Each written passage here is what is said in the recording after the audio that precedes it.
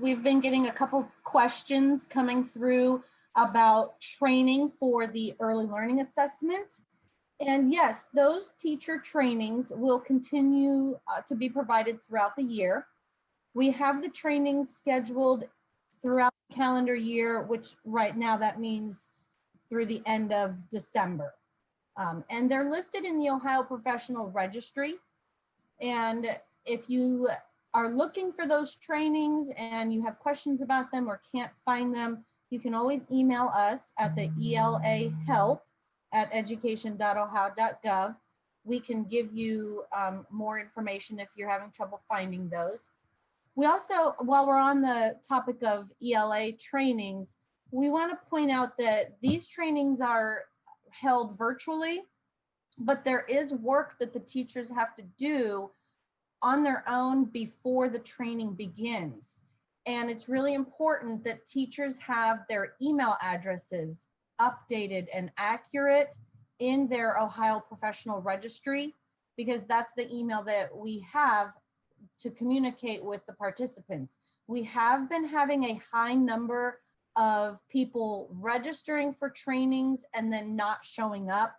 And typically they're not showing up because the email that's in their account is not, they're either not checking it or it's not up to date.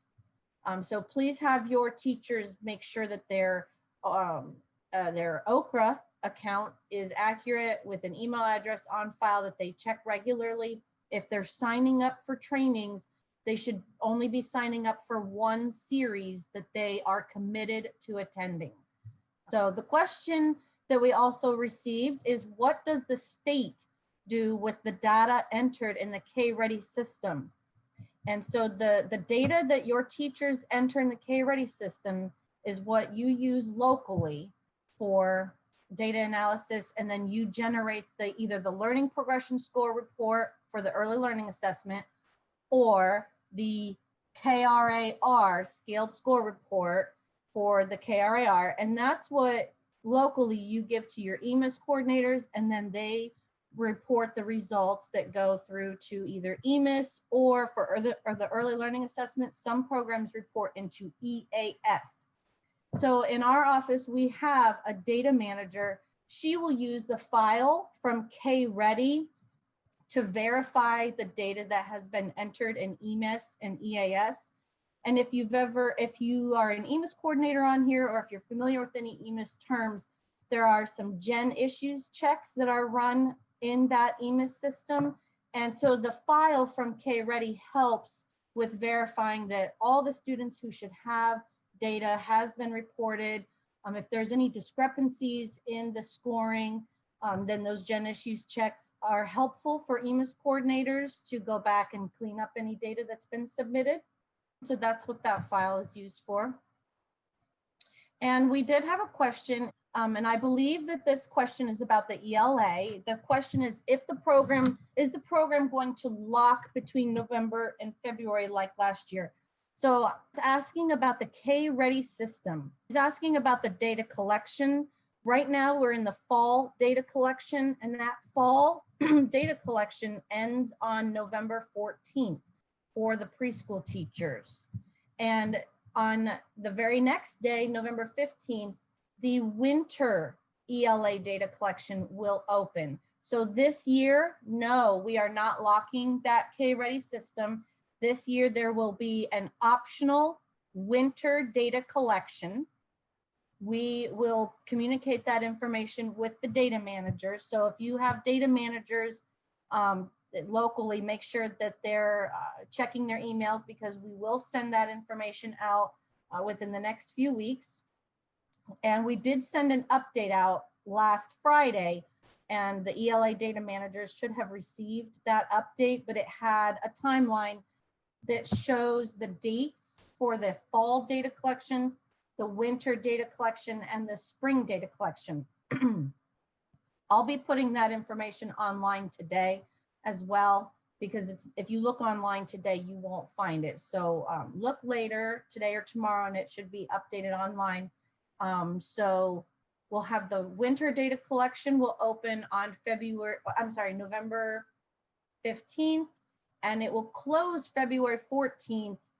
The spring data collection opens February 15th and closes May 14th. So the data collection windows in the KReady system are going to mirror the assessment data collection windows that we've had in place for the past many years. We've not changed the dates for the ELA for fall, winter, spring.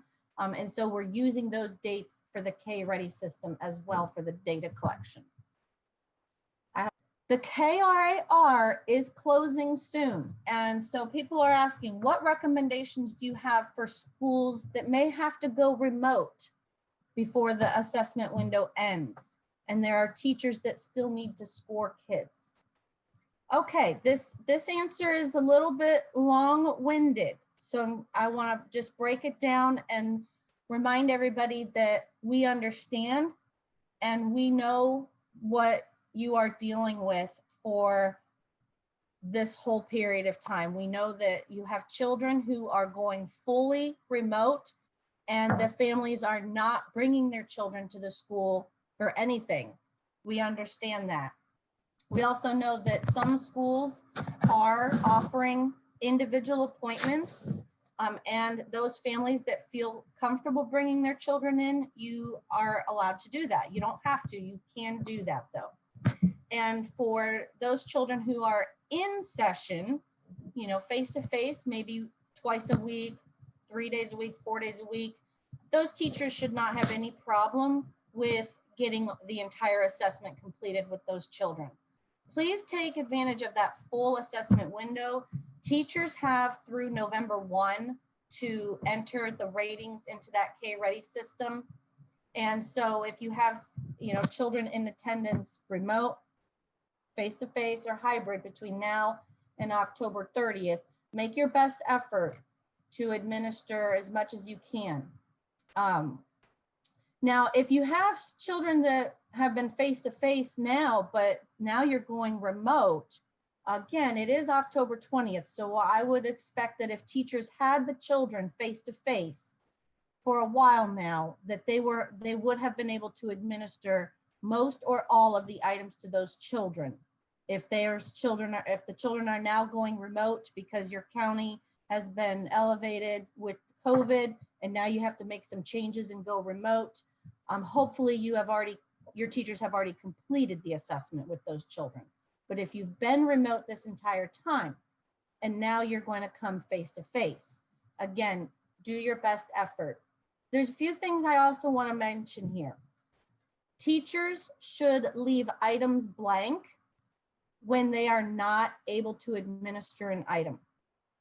Teachers should not be using the NS, the not scorable.